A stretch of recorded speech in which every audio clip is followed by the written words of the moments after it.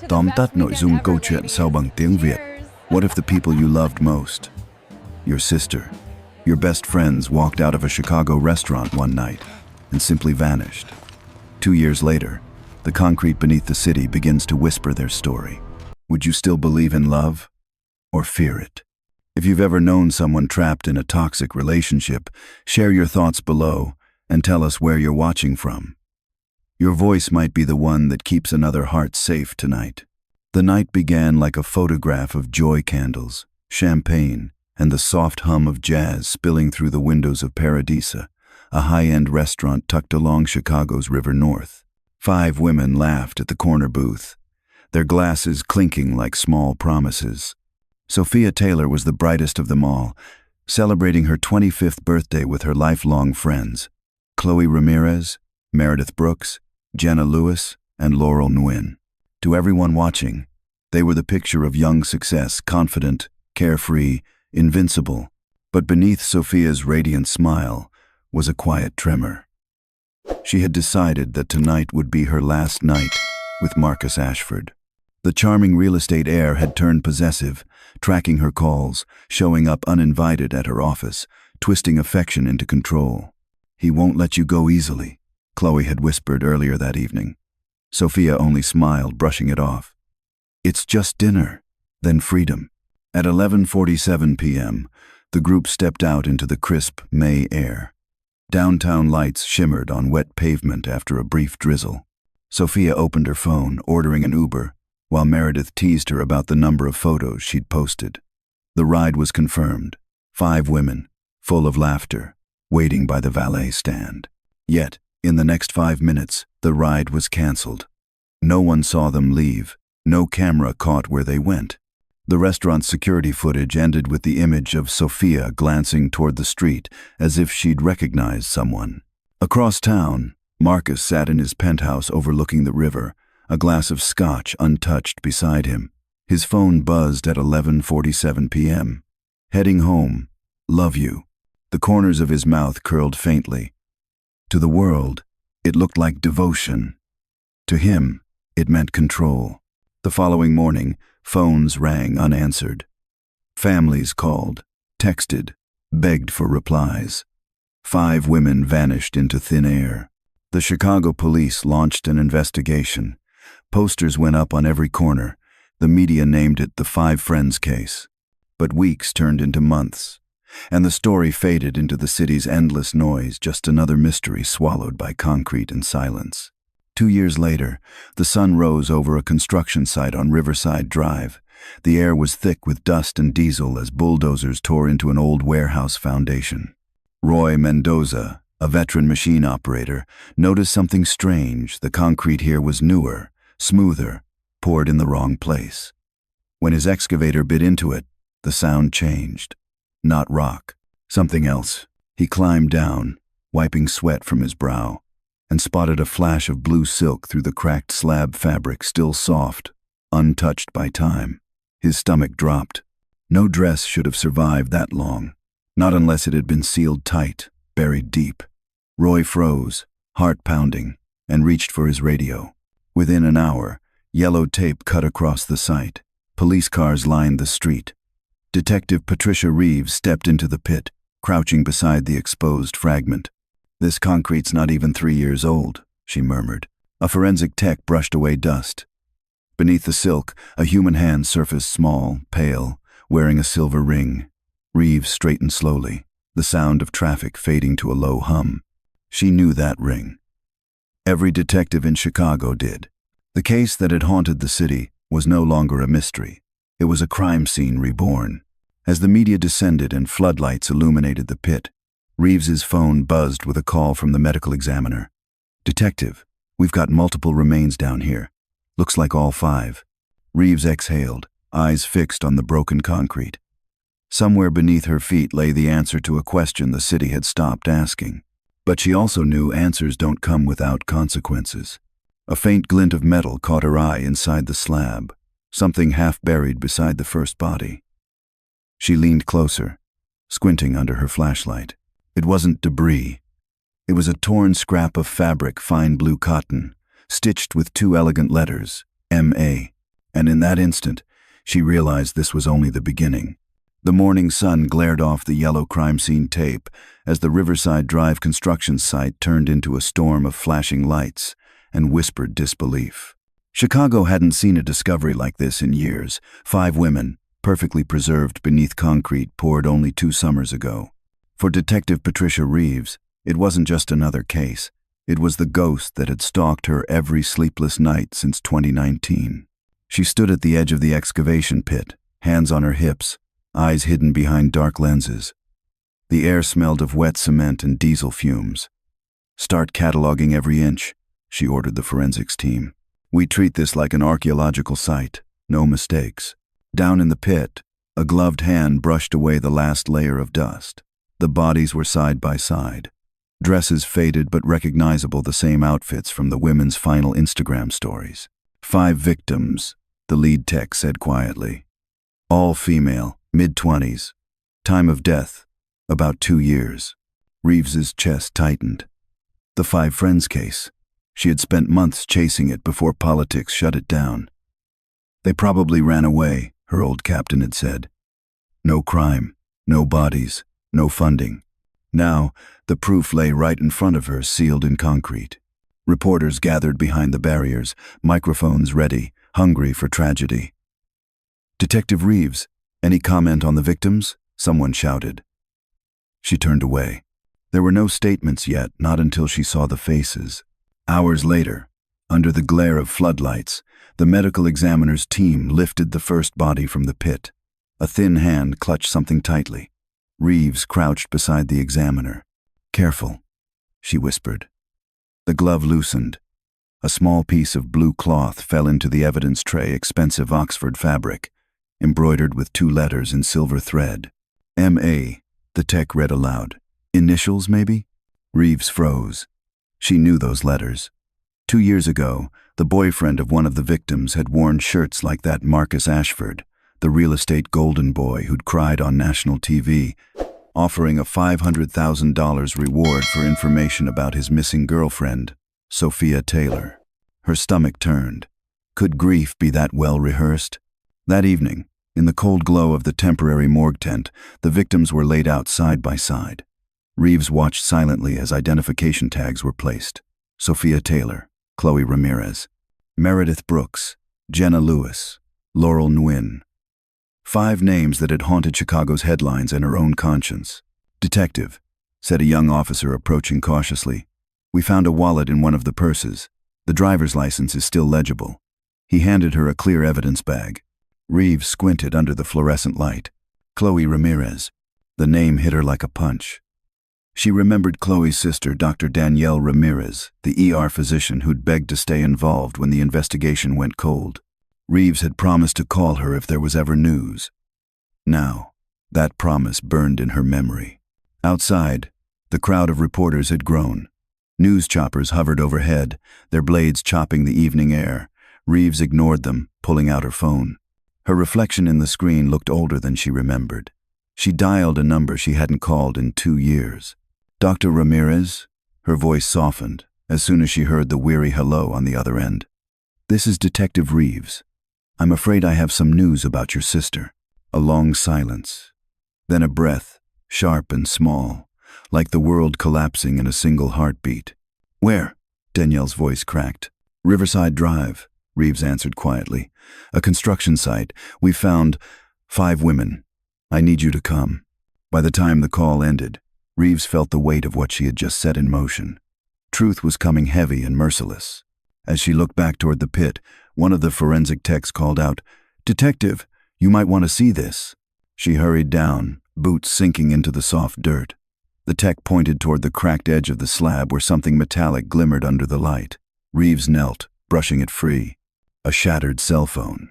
The screen spidered, but when she tilted it, the faint outline of a wallpaper photo still flickered, 5 young women smiling, arms wrapped around one another. Reeves felt a chill climb her spine. The phone was face up, as if someone had tried to reach the surface. "Get this to the lab immediately," she said, voice trembling with control. "And keep digging. If this is what I think it is, we're about to wake up ghost Chicago buried long ago." As she climbed out of the pit, The city lights stretched across the river, glittering, indifferent, while deep beneath them, the truth waited, cold and patient. And miles away, a man in a glass penthouse poured himself another drink, staring at the news alert glowing on his TV screen. A faint smile crossed his lips. Finally, Marcus whispered, they found her. The phone call came just after dawn. Dr. Danielle Ramirez was finishing a night shift at Northwestern Memorial when her cell buzzed, vibrating against the stainless counter. The name, Detective Patricia Reeves, froze her mid-motion. For 2 years, Danielle had imagined this call 100 different ways. None of them felt like this. Dr. Ramirez, Reeves said softly, we've recovered remains that match your sister's description. Danielle's world narrowed to a ringing silence. Her mind tried to form questions. How? Where? Why now? But only one word escaped. Chloe. I'm afraid so, Reeves replied. I'll need you at the medical examiner's office. When she hung up, the hum of hospital life returned: monitors, footsteps, a nurse asking about lab results. Everything looked the same, yet nothing was. She took a deep breath, removed her ID badge, and whispered to herself, 2 years of searching, 2 years of hoping. It's over. By the time Danielle reached the examiner's building on West Harrison, the morning sky was the color of steel. The air smelled faintly of rain and bleach. Detective Reeves waited by the entrance, her expression weary but kind. I'm sorry for calling you like this, Reeves said. You promised you would, Danielle answered. Inside, the corridors were cold, humming with fluorescent lights. Reeves led her to a small viewing room, just glass and silence. On the other side lay 5 covered forms. You don't have to look, Reeves offered. I do, Danielle said, her voice steady from years of medical discipline. The sheet folded back slowly. Silver earrings glinted, her 21st birthday gift to Chloe. The face was changed by time, yet undeniably hers. That's my sister, Reeves nodded, signaling the examiner to cover the body again. She was holding something, the detective said. A piece of fabric. We found embroidery MA. Does that mean anything to you? Danielle stared at the evidence bag. Blue cotton. Fine thread. Her pulse quickened. No, she said automatically, but the lie echoed in her chest. She remembered Easter dinner, Marcus Ashford showing off his monogrammed Oxford shirts MA stitched in silver. The same Marcus who had smiled on TV, crying for his missing girlfriend. That evening, Danielle drove back to her mother's house in Riverside. The roses in the garden were dead. Carmen Ramirez hadn't touched them since Chloe disappeared. Inside, family photos crowded the walls, birthdays, graduations, vacations frozen in happier years. Carmen sat at the kitchen table surrounded by candles and old flyers from the search. They said they found her, her mother whispered. Danielle took her hands. She's coming home, Mama, but we'll bring her peace first. Later that night, unable to sleep, Danielle entered Chloe's room. It looked untouched, bed unmade, clothes still hanging from the chair, perfume lingering faintly in the air. She opened the laptop on the desk. The password was still their childhood dog's name. 3 browser tabs blinked open. Instagram, Gmail, Uber. The Uber receipt from the 18th of May 2019 showed a canceled ride at 11:50, 2 p.m. 5 minutes after they left Paradisa.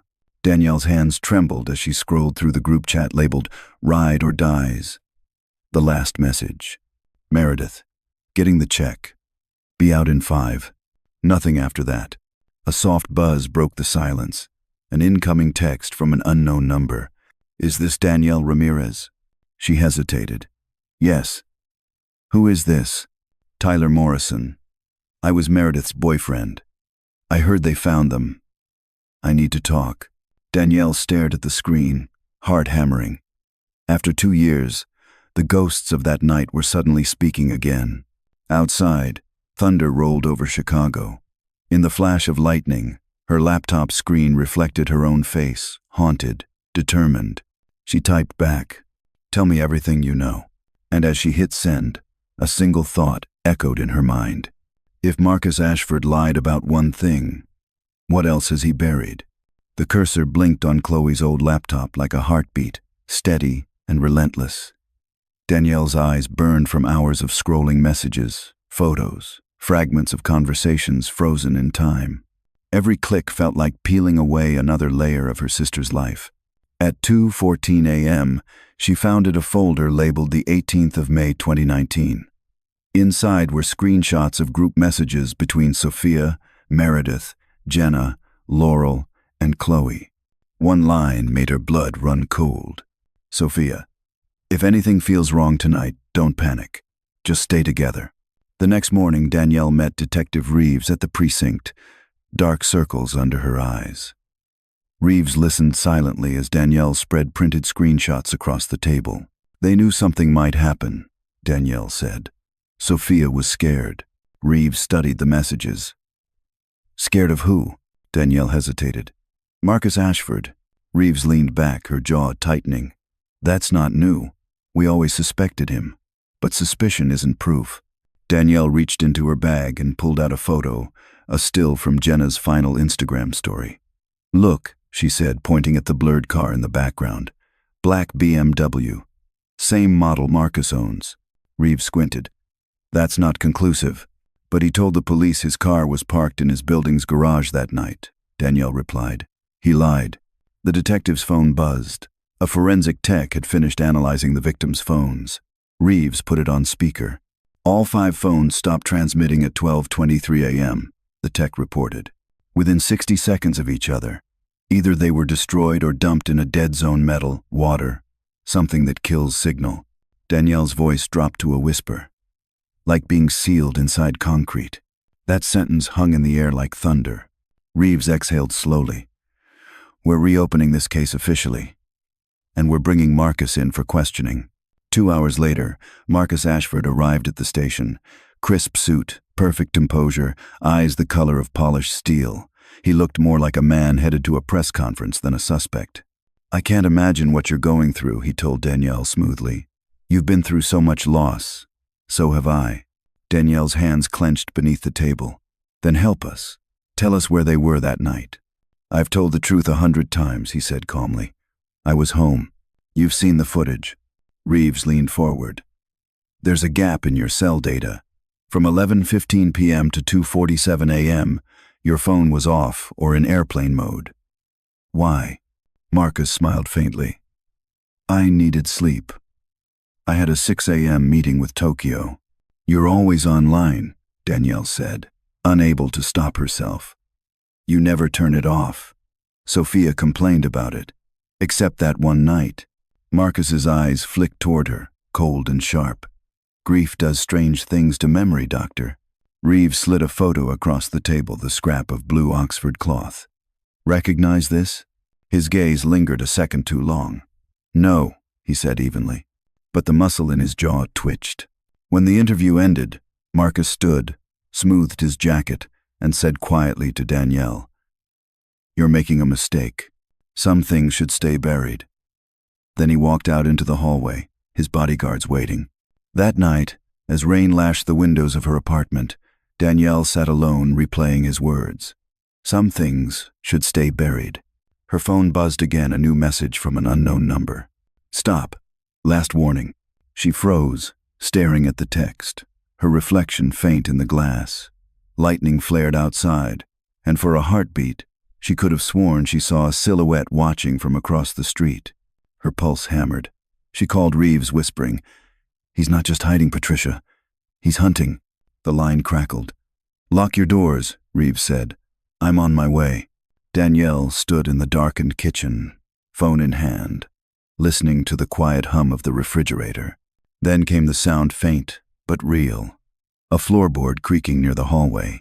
She turned, heart in her throat, whispering into the phone, Patricia, someone's in the house. And then the line went dead. The silence inside the apartment was suffocating. Danielle's breath came in shallow gasps as she backed toward the kitchen counter, gripping her phone like a weapon. The rain outside masked everything: footsteps, whispers, the faint hum of danger that felt closer with each passing second. Patricia, she whispered again into the deadline, praying the detective would call back. Nothing, only static. A shadow moved down the hall. Danielle's pulse roared in her ears. She reached for the nearest thing she could find, a metal flashlight, and raised it like a club. "Who's there?" Her voice cracked, but it echoed through the apartment anyway. The figure stepped into view. A woman, soaked, trembling, eyes wide with fear. "Don't scream," she whispered. I'm Kate Ashford." For a moment, Danielle couldn't move. "Marcus's sister?" Kate nodded quickly, glancing behind her as if she'd been followed. "I didn't know where else to go. He knows you're getting close." Danielle lowered the flashlight slightly but didn't relax. "You broke into my home to tell me that?" Kate's voice shook. "He killed them, Dr. Ramirez. All of them. I've known for years what he's capable of, and I have proof." That word proof made Danielle freeze. What kind of proof? Kate reached into her soaked coat and pulled out a small flash drive. "Security footage. The night he came to my apartment, covered in dirt. He said he'd been helping a friend pour concrete, but it was 3 a.m. I didn't believe him. I checked the building's cameras. You can see him dust, blood, panic. He never knew I kept a copy." Danielle stared at her, heartbeat thundering. "Why now?" "Because I can't live with it anymore," Kate said, tears mixing with rain. "He has a room in our parents' house, a hidden one. Behind a false wall in the basement, he keeps trophies." The words landed like a stone in Danielle's chest. Trophies? Jewelry, clothes, photos, even videos of them. For a moment, neither woman spoke. The refrigerator hummed, the rain whispered against the windows, and the truth settled like cold air between them. Danielle swallowed hard. "Then we go to the police."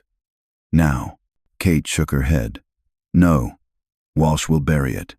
He's been protecting our family for years. You need someone higher federal." Danielle thought fast. "I know someone. FBI agent Rachel Monroe. We went to med school together before she switched careers. She owes me." The two women left the apartment together, their shadows flickering across the rain-slicked streetlights. By morning, they were sitting inside a small federal office west of downtown, across from Special Agent Monroe, a woman with steady eyes and the calm of someone used to walking through storms. Danielle handed her the flash drive. Within minutes, the footage was playing. Marcus entering Kate's building, hands dirty, shirt torn, face pale and wild. Timestamp: 3:04 a.m., the 19th of May, 2019. Monroe looked up. "This is enough for a warrant, but we'll need Kate's testimony and full cooperation." Kate nodded shakily. "Whatever it takes." By noon, an FBI convoy rolled up the long drive of the Ashford estate in Winnetka stone walls, iron gates, manicured lies. Agents spread through the property, flashlights cutting through the darkness of the basement. Then came the shout from below. "We've got something." Monroe and Danielle rushed down the steps. An agent had pulled away a false panel behind the wine racks, revealing a narrow doorway. Inside was a hidden room, lined with photographs, dozens of women, arranged like a grotesque gallery. Jewelry in glass boxes. Dresses hung neatly in rows. Danielle's breath caught. On one shelf sat Chloe's silver earrings. Next to them, Sophia's emerald necklace. "Oh my God," Kate whispered, covering her mouth. And on a desk in the corner, a laptop still open, the screen faintly glowing. The file name read, May 18. Final. Monroe's gloved hand moved toward the keyboard. "Don't touch it yet," she said, voice low, eyes narrowing. "If this is what I think it is." She clicked play. The first frame flickered to life.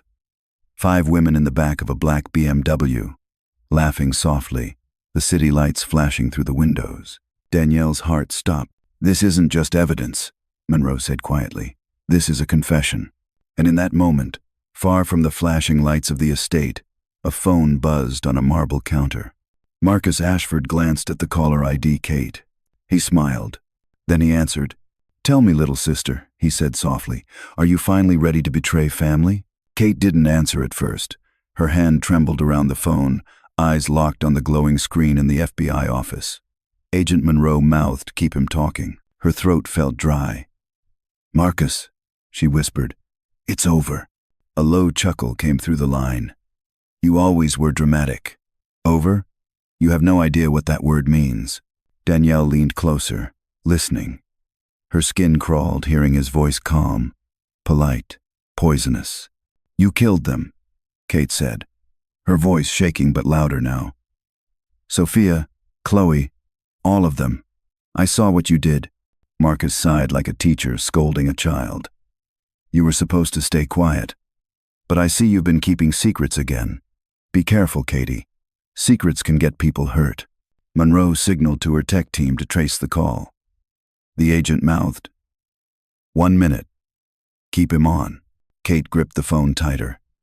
"I'm not afraid of you anymore." "Oh, you should be," Marcus said softly. "Because you've forgotten one thing. I don't lose." The line went dead. Monroe cursed under her breath. "Trace Ping near Lake Forest. That's one of his family's warehouses." Within 30 minutes, an FBI team and local units converged on the property, a massive steel structure, surrounded by pine trees and mud. The doors were locked from the outside. Inside, the air was thick with gasoline and rot. "Move!" Monroe shouted as agents stormed in, flashlights slicing through the dark. They found blood on the floor, a chair tipped over, a broken glass, and near the corner, Kate's torn jacket. "Danielle!" Monroe called out. "He's taken her." Danielle's mind spun. Marcus had always been a step ahead, playing a game only he understood. Now he was cornered and desperate. Outside, the wind howled through the trees. Monroe turned to her. "He won't run. He's too arrogant. He'll try to finish what he started." Danielle nodded, her hands trembling but steady in purpose. "Then let's end it before he does." An agent's radio crackled a new signal picked up from the GPS tag in Kate's phone. "Got him," heading south toward the old Brennan construction site. Danielle's eyes widened. Riverside Drive, where it had all begun. The convoy roared down the slick highway, sirens wailing against the storm. Danielle stared out the window, the city lights flickering like ghosts in the rain. Somewhere out there, Marcus was driving toward the place he thought was his masterpiece, his graveyard of control. And for the first time, she wasn't afraid to meet him there. Because tonight, the hunter was about to face the ghosts he'd buried. The storm had swallowed Chicago whole. Sheets of rain hammered against the asphalt as the FBI convoy tore down Riverside Drive, tires hissing through the floodwater. Red and blue lights flashed against the slick concrete walls, the same place where 5 women had once vanished, where their laughter had turned into silence.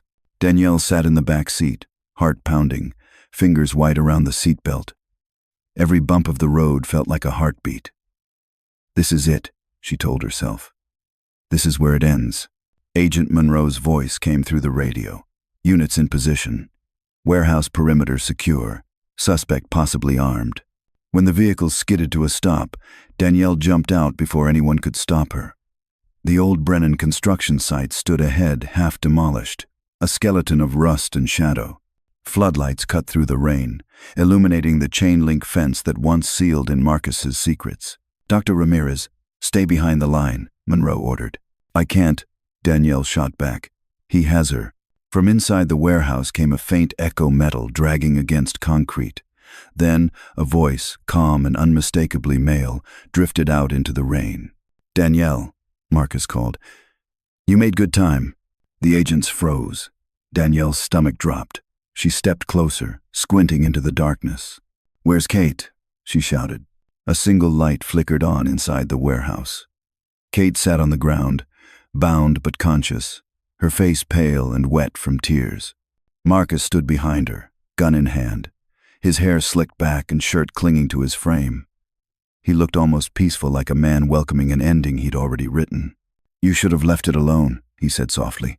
"They were never supposed to be found." Danielle's voice cracked. "You murdered them. My sister, your girlfriend. Your friends for what? Control?" Marcus tilted his head, smiling faintly. "Control is love, Doctor. It's the only kind that lasts." Monroe signaled to her team, moving around the perimeter. Danielle took a small step forward, rain soaking through her jacket.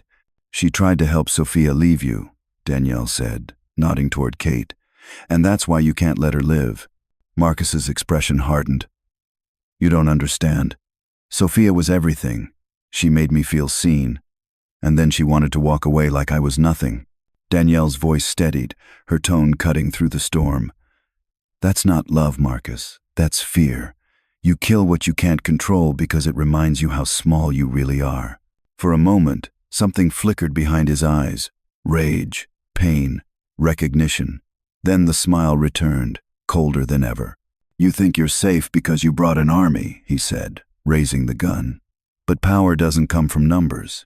It comes from who's willing to pull the trigger first. A flash, a shot cracked through the night. Danielle ducked instinctively. But Marcus wasn't aiming at her. He fired toward the floor, shattering a fuel canister. Gasoline poured across the concrete. Marcus, Kate screamed. Don't. He turned to her, voice softening. You were supposed to stay my secret. Before he could raise the gun again, a bullet ripped through the air Monroe's shot. Marcus staggered, dropping to one knee, the weapon clattering beside him. Agents swarmed the room, shouting commands. But Marcus wasn't done. His bloodied hand reached for a lighter from his pocket. If I can't bury my truth, he hissed, then I'll burn it. He flicked it once, a spark ignited the gasoline. Flames roared to life, curling up the walls, devouring the air. Get them out, Monroe shouted. Agents grabbed Kate and Danielle, dragging them toward the exit as smoke poured around them. Danielle coughed, eyes stinging, but she looked back one last time. Through the heat haze, she saw Marcus crawling toward the center of the room, toward the spot where the 5 bodies had been found, as if trying to rejoin them. The roof groaned. Then, with a deafening crash, the old structure gave way, burying him in flame and debris. Outside, rain met fire in a violent hiss. Danielle collapsed onto the mud, coughing, her face streaked with soot and tears. Monroe knelt beside her. It's over, she said, voice hoarse. But Danielle shook her head. It'll never really be over. The next morning, smoke still curled over Riverside Drive. Fire crews sifted through the wreckage, finding the charred remnants of Marcus Ashford's world, the man who built his own grave from concrete and lies. Weeks later, under a soft spring sky, 5 new headstones gleamed side by side in Oakwood Cemetery. Sophia Taylor, Chloe Ramirez, Meredith Brooks, Jenna Lewis, Laurel Newen. In the center stood a plaque that read, 5 friends, 5 lights, forever bright. Danielle knelt beside Chloe's grave, laying yellow roses, her sister's favorite. You're free now, she whispered. All of you are. Behind her, Agent Monroe approached, hands in her coat pockets. The investigation's closed, she said. The Ashford estate's being liquidated. The funds are going to domestic violence programs. Danielle nodded, tears welling in her eyes. Then something good came from all this. Monroe smiled faintly. You gave them peace. That's more than justice, that's grace. As the wind rustled through the trees, Danielle looked out across the quiet cemetery. For the first time in years, the city felt still. But deep inside, she knew what the concrete had whispered from the start. The dead don't stay silent forever. And somewhere beneath the ashes of Riverside Drive, the truth that had once been buried was finally, irrevocably free. The story of 5 lights on Riverside Drive is more than a crime drama. It's a mirror held up to the darker corners of love, power, and silence. Beneath the suspense and tragedy lies a reflection of how easily control can disguise itself as affection, and how society often overlooks the quiet red flags until it's too late. It reminds us that evil rarely wears a stranger's face. It hides behind charm, success, and familiarity. Yet, amid that darkness, the story also offers redemption through courage, through the persistence of those who refuse to stop asking questions. Danielle's fight for truth honors every voice that was dismissed, every woman whose story was buried under concrete and fear. The narrative reminds us that justice is not instant, but it is possible when compassion turns into action. It speaks to the resilience of love that protects rather than possesses, and to friendship that endures beyond death. In the end, the story's greatest value lies in its warning and its hope, that even when the world is cracked open by violence, truth will rise, and light, no matter how faint, will always find a way through the concrete.